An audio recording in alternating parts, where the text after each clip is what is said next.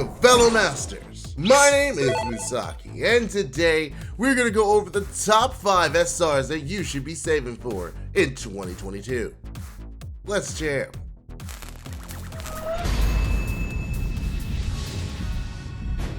Now before we get started, I'd like to take a moment to thank our sponsor for today's video, BuyE. BuyE is a proxy shipping service that actually allows you to buy things directly from Japan and have it shipped to you. Video games, figures, manga, even food. You can buy anything that you want from Japan, and all those things will be shipped to a BuyE shipping facility and then shipped directly to you in one box. Honestly though, I'm going to be using this myself. I definitely want to pick up that Okita figure I found. And if you want to try this yourself, well, you're in luck. Go ahead and click that link down below. You actually get a 2,000 yen coupon off of your first purchase on BuyE. Isn't that really cool? That's amazing. So if any of this sounds good to you, go ahead once again and click that link down below. Check out BuyE for yourself and see what you want to get with that 2,000 yen off coupon. Trust me, you won't regret it. Another thing to note before we get started, my whole goal with this video series is to try and make your job easier. The biggest thing I've learned in life so far is that you don't want to waste your time. And there's a lot of things in this game that's gonna draw you to want to pull out your wallet or spend your entire savings at St. Courts that at the end of the day isn't really a good unit or a unit that's worth investing in. Now, aside from waifu and husbando reasons, I want to make sure that if you had to roll or expect for 5 servants in the year of 2022, if they're SRs, that I tell you the ones that are definitely worth it. My list might differ from other people's lists, and you know what? That's okay. I encourage every single master that watched these videos to come to your own opinion after watching this video. Like, definitely see what speaks to you, what fits your individual Chaldea, and what your plans are for the future. But keep that in mind when I make these lists. I'm just trying to say what's going to be more helpful to you, and these are my opinions at the end of the day. Whether you agree or disagree, that is okay, just so long as I gave you some information and some food for thought. So let's get started with number 5, Murasaki Shikibu, Limited Rider. Murasaki Shikibu is going to be the first person to talk about in this list. Let's go over their skills first. Their first skill, Summer Night Black Widow EX, has a chance to seal one enemy's Noble Phantasm for 1 turn, and reduces their defense for 3 turns. Now, if you're doing this at level 1, it's a 50% chance to actually seal the MP. But regardless, you do get a minus 20% to their defense, which is pretty good. If you actually invest the full amount into leveling up this servant, it's a 100% chance to steal their MP and 30% defense down. That is a really good first skill, especially if you want to go ahead and stall things. But let's talk about the second skill. The second skill is Bizarre Hobby Summer C++.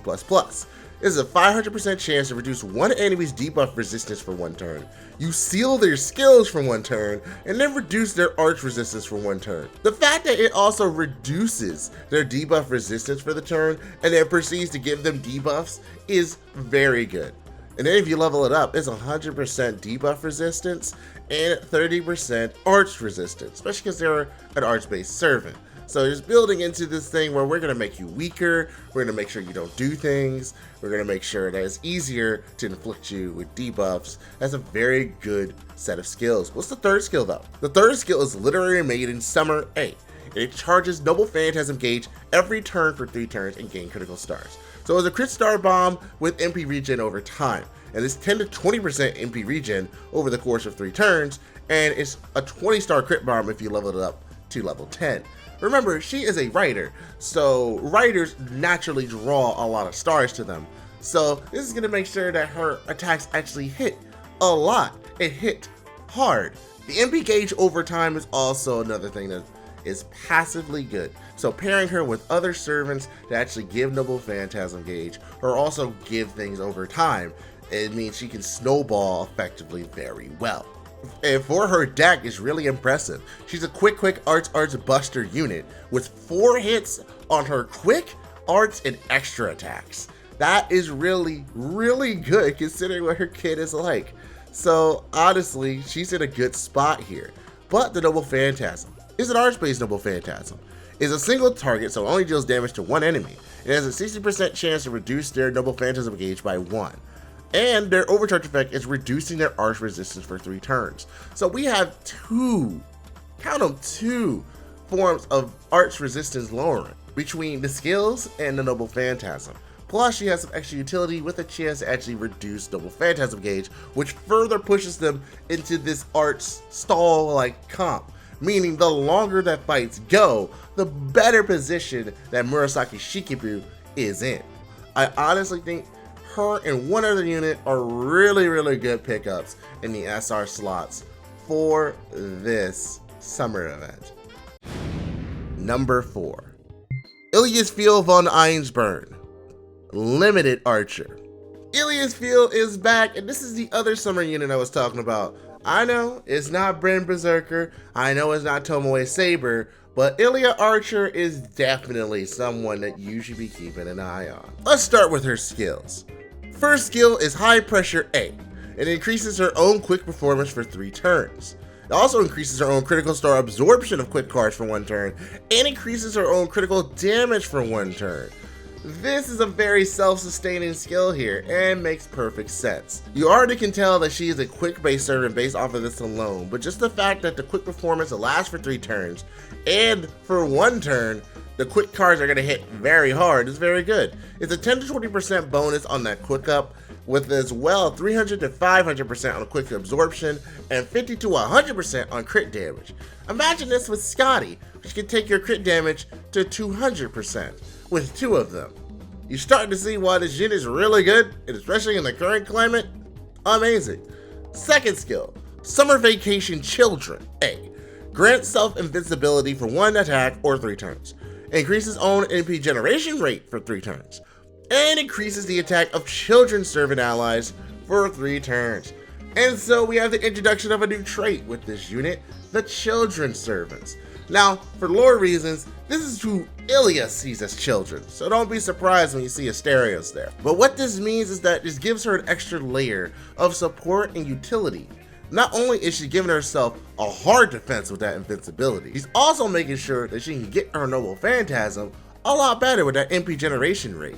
And also considering that she considers herself a child servant, that means she's also getting the benefits from this 10 to 20% attack up. Third skill is Regal Shower B++.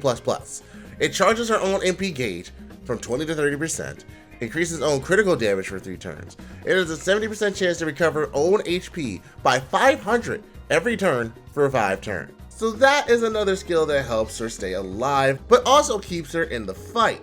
Not only are we charging that Noble Phantasm gauge from 20 to 30%, but we're also increasing the own crit damage.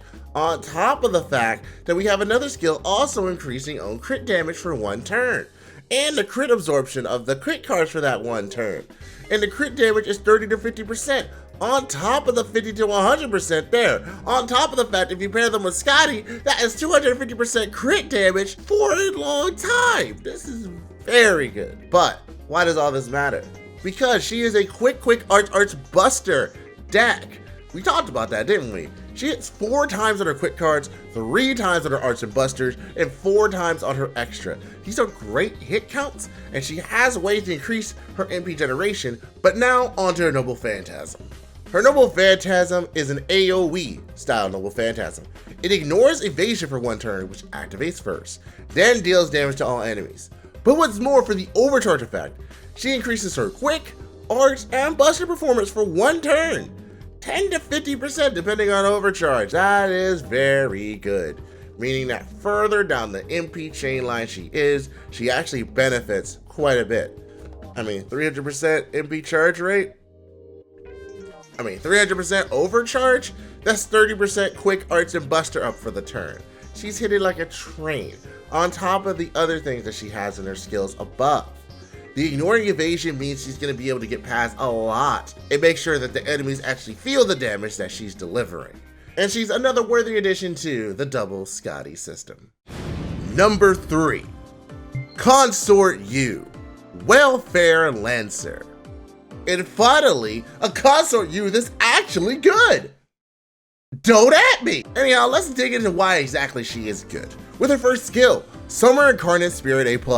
Grants self-gut status for 1 time or 5 turns. Increases own MP generation rate by 20% for 3 turns. Increase own MP generation rate on water side and sunlight battlefield for 3 turns. That's a lot of MP generation rate. If you're on water side and sunlight, she's getting a total of 40% MP generation if you level this up to level 10, on top of her natural 20%. So that is 60% Noble Phantasm generation rate for 3 turns? Problem is, you cannot control the battlefield that you were on. So, unless there's a way that you can actually manipulate the battlefield to give you certain buff, then you can only count it for the first 2 halves of the skill. But that's still good. A Guts and an MP generation rate for 3 turns. Second skill is Tyrate's Concubine EX. This charges one ally's MP gauge from 10 to 20%, and with a 500% chance to draw attention of all enemies to self by 300% for 1 turn. So, this can either be a targetable battery, and regardless, it is a taunt to the self. Anyhow, she already has that Guts in the first time, so drawing attention to herself for a turn isn't the worst. At the very least, she's probably gonna proc her own Guts, so make sure that you hit the first skill before this. Now the third. Increases own quick performance for 3 turns and increase party's critical damage for 3 turns. Once again, 10 to 20% for the quick performance rate and 30 to 50% for the crit damage rate. Very solid skill. For her deck, she is a quick arts buster servant with some good hits on at least the quick cards. But let's talk about the Noble Phantasm. Noble Phantasm here is a single target Noble Phantasm that deals 150% extra damage to males. Also, it inflicts its curse for 3 turns to them. Also, inflicts a burn for 3 turns to them. That seems a little excessive, don't you think? You're cursing them and burning them, but there is some versatility to the fact that it's 2 different forms of dot damage happening for 3 turns, both being 500 points of damage individually at overcharge level 1. While she may not have a way to reliably give herself attack up and is mainly focused in on this quick performance, still very solid. This is a free MP5 4-star Lancer, so you're automatically getting this 2000% damage to that single target. So yeah, this is a welfare that you don't even have to roll quartz for. You just gotta participate in the summer event when it comes around next August. So yeah, do that. You have yourself a very solid quick Lancer. Now, let's move on to the next one. Wait, what's that music? I feel like it's a number 2. Saito Hajime. Limited Saber. Jackpot. But Saito Hajime is a fantastic unit, and I am very happy to tell you why that is the case. Let's start with the skills. Skill number 1, Freely Drawn Sword B. This increases his arts and buster performance for 3 turns, and it gains critical stars, on top of a 10 to 20% arts and buster performance. Very good for 3 turns. Let's move on to the second skill. Second skill, Eye of Mind True B. Grants self-evasion for 1 turn, and increases defense for 3 turns. Aside from the odd percentage here for the defense up, it's not bad. You have that hard defense with the evade for 1 turn, but even after that, you have your increased defense to make sure that it's a little bit harder to hit you. Third skill, Invincible Sword A. Increases own attack for 3 attacks to 3 turns, and increase own critical damage for 3 attacks to 3 turns. So this is a 20 to 30% attack up with a 50 to 100% crit damage up. The sad thing is, because it's both 3 attacks for 3 turns, these unfortunately stack. So you won't be able to get the most optimal use out of this. It will always be increased attack and increased damage, regardless if there's even any crit stars on there. So that is the unfortunate part with this skill. Still very solid, has its niche usage. Just keep that in mind, not as abusable as you think. Also to note that this is a quick arts buster serve with 2 hits on their arts card and 4 hits on their quick and extra cards. Now, normally 2 hits wouldn't be that great, but the fact that he has increased art performance with a above average MP charge attack rate, this means a lot of things for his skills. On top of that, let's talk about that Noble Phantasm, Yu-Gi-Oh! Formlessness. This is a single target arch Noble Phantasm that deals damage to 1 enemy, reduces their critical attack chance by 20% for 3 turns, and before activation, reduces their arch resistance for 3 turns. This is very good. This is a 7-hit single target arch double phantasm, meaning you're going to get a lot of refund, especially because you're lowering their arch resistance and increasing your own arch performance. That is very good. You need very minimal investment to make this good. You can put them with Waver, you can put them with Tamamo, you can put them whatever arch support you have. Oh hey, isn't there an arch support caster coming out next year? Oh yeah, Saito Hajime is getting a lot done. He is a very good servant. Honestly, the only thing that's holding him back is that third skill. That third skill is not as busted as it can be, and that honestly holds him back. He's a very good Saber unit, and he's very deserving of the number 2 spot. Now, before we get to the number 1 spot, I do have an honorable mention that I want to talk about, especially considering I'm pretty sure a lot of you are screaming at your screen why I haven't talked about them. So, let's go ahead and do that. Itsumi Aris. Arch Space Lancer Servant with very good skills and very good stats. So why didn't I talk about them? Here's the biggest thing. She is very much focused on insta-death. While her Noble Phantasm is fantastic as it removes all their defensive buffs, that chance to instant kill is a bit of a downer. Now normally, if that was the only part of this Noble Phantasm or part of this whole kit that was focused on instant death, I'd be fine. 30 to 80%, yeah, it's a lot, but you're not gonna get to overcharge 500% anytime soon. So 30% isn't bad, except she actually increases her own instant kill success rate by another 50 to 100% with this skill that actually is really good because it increases own critical damage and own damage against servants for 3 turns. Just that holds her back, and it shows you how much I don't really like instant death because of the whole mechanic itself.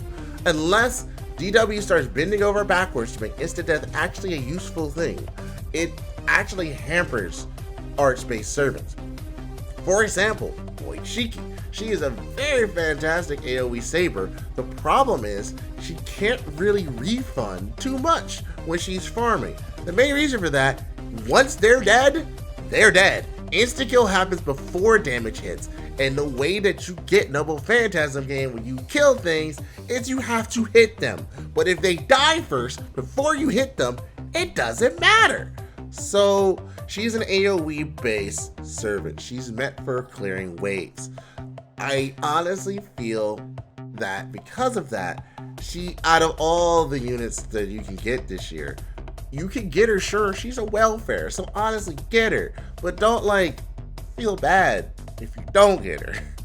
Like, you'll probably want to get her just based on her personality alone, but I'm not really talking about that with this list. I'm talking about things that are worth your time investing in. Get them for collection purposes, yes, and then if you like the servant, sure, use them. But you're not gonna see me out here say, oh man, you need to level Itsumi Aris right now. I'm not gonna recommend doing that. Pick her up, sure. Level her up, only if you really like the servant. Now then, shall we get to the number 1 servant of this list? Let's get to it. And the number 1 SR servant that you need to roll for in 2022 is Karna Santa Welfare Saber. That's right, a welfare unit has topped this list. One that you don't even have to roll for. You just gotta play the event. Isn't that nice? We're gonna start with the first skill, Footed Santa A. Increases his own quick and buster performance for 3 times or 3 turns, and increases his critical damage for 3 turns. I don't like the fact that the quick and buster performance are 3 times 3 turns, but what makes it better is that these don't stack with each other. He's a quick arch buster servant, so he has a chance to spread this out over turns, and regardless, his critical damage is up for 3 turns, 30 to 50% up for 3 turns. That is very good. That's good. 20 to 30% as well on the quick and buster rates. That's some of the highest performance increases that we've had outside of a Noble Phantasm on this list. And this is a free unit, and this is skill number 1. So what's skill number 2? Skill number 2 is Flashing Fist A. It grants self-evasion for 2 attacks for 3 turns, increases own critical star absorption for 1 turn, and increase own critical damage of quick cards for 1 turn. There we go, very specific here. So we're increasing the critical damage of quick cards for 1 turn, which he has 2, and they hit 4 times.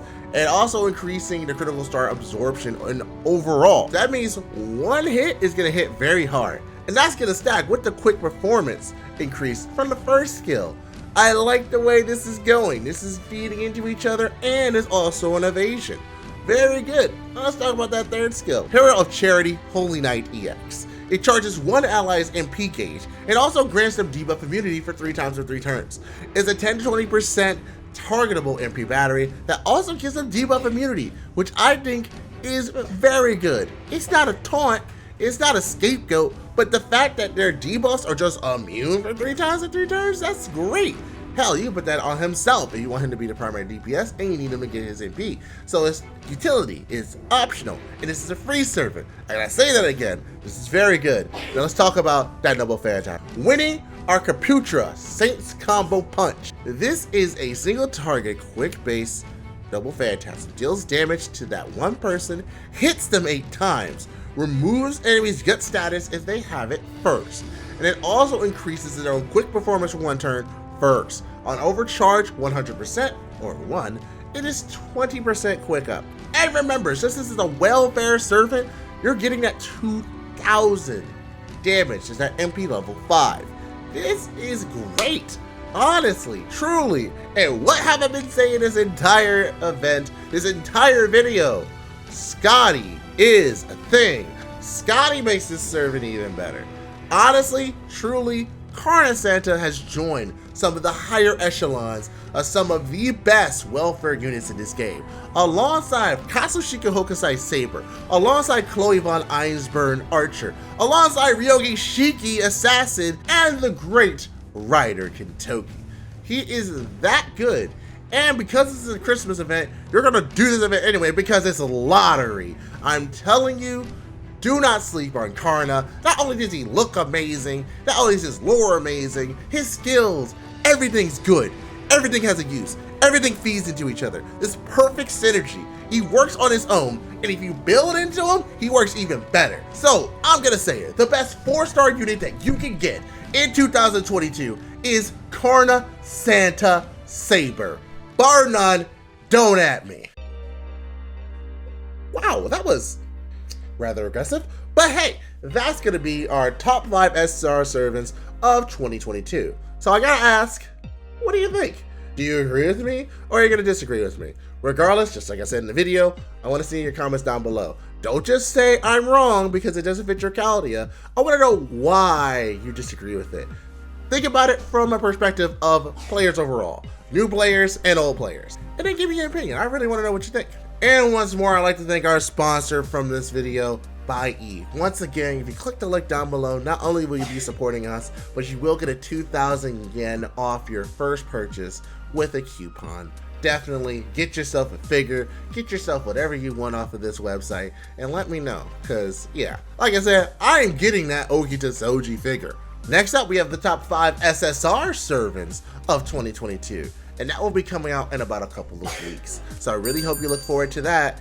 And yeah, you're probably gonna hate who I pick.